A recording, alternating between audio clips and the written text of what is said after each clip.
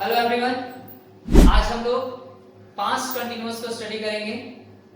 जैसे simple present के बाद प्रेजेंट कंटिन्यूअस पढ़ा हमने प्रेजेंट में, वैसे ही सिंपल पास्ट के बाद आज हम लोग पास्ट कंटिन्यूअस पढ़ेंगे पास्ट में। रूल नंबर 6 हो जाएगा पास्ट कंटिन्यूअस।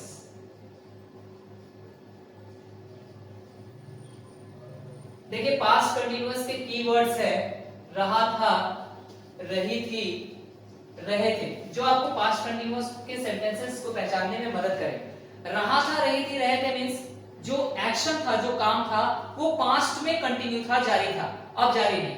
ठीक है, पास्ट कंटिन्यूअस। अब हम इसका एफर्मेटिव रूल बनाते हैं। देखिए प्रेजेंट से पास्ट के रूल्स को बनाने के लिए अगर आप प्रेजेंट का रूल ध्यान में रखते हैं तो भी आप बहुत हेल्पफुल होगा आपके लिए। प्रेजेंट कंटिन्यूअस की बात करें तो आपने दिया subject, is am are, verb four और ऑब्जेक्ट। इन चार चीजों में पास्ट बताने, प्रेजेंट बताने वाली चीज इज एम आर थी। Subject, is am are, verb four, object, ये प्रेजेंट कंटिन्यूअस का रूल। तो प्रेजेंट बताने वाला इज एम आर है। अगर आप इस इज एम आर की जगह वाज वेयर रख दें तो ये पूरा रूल कहां चला जाएगा? Past continuous. फिर भी हम लोग चाहे तो अपने तरीके से बना सकते हैं। कंटिन्यूअस बताने के लिए वर्ब फोर का यूज करते हैं और वर्ब फोर अपने साथ इज एम आर, वॉच, वेयर को रखता है, लेकिन यहां पे पास्ट है इसलिए हम लोग इज एम आर को नहीं रख सकते हैं और हम यहां वॉज वेयर को रखेंगे। बाकी रूल में सब्जेक्ट और ऑब्जेक्ट तो होता ही। तो प्रेजेंट कंटिन्यूअस और पास्ट कंटिन्यूअस में क्या डिफरेंस मिला आपको? बस इज एम आर की जगह वॉज वेयर। सिंपल प्रेजेंट और सिंपल पास्ट में क्या डिफरेंस मिला? सिंपल प्रेजेंट में वर्ब 1 या वर्ब 5, बट सिंपल पास्ट में वर्ब 2। सिंपल प्रेजेंट में डू डज आता है और सिंपल पास्ट में डिड। डू डज और डिड के बाद आने वाला वर्ब केवल वर्ब 1 होता है। इन बातों को बार-बार रिवाइज करना है, ठीक है? Negative rule. नेगेटिव रूल हमारे पास was या were, after then not, verb 4, object. Simple interrogative rule was या were, subject, verb 4, object plus question mark.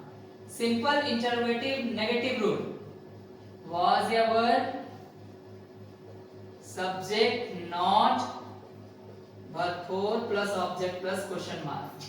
Conditional interrogative rule question word, was were, subject, verb 4, object plus question mark. This is verb 4.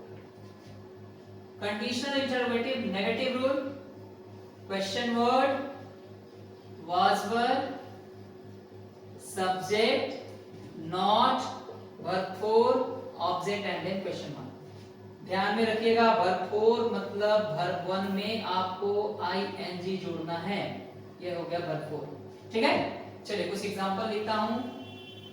वह क्या कर रहा था?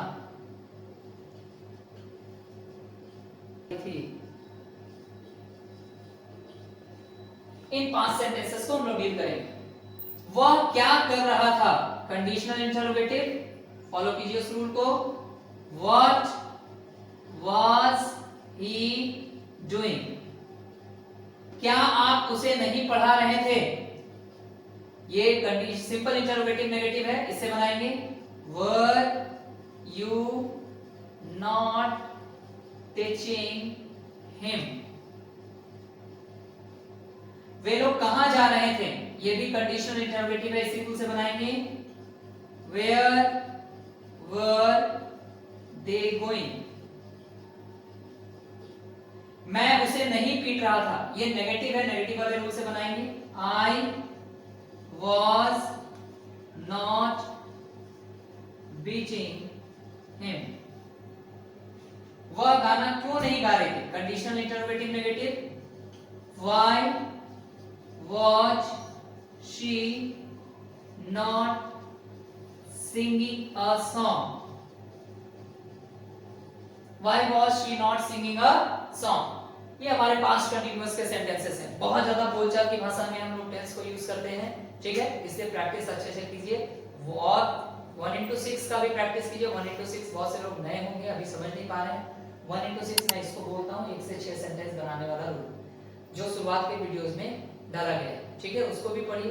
Verb forms याद कीजिए। Regular 5 भी verb forms अगर आप स्टडी करते हैं तो एक मंथ में मोर देन 150 के आसपास वर्ब आपके दिमाग में बैठ जाए, ठीक है? चलिए मिलते हैं अगले वीडियो में। Thank you.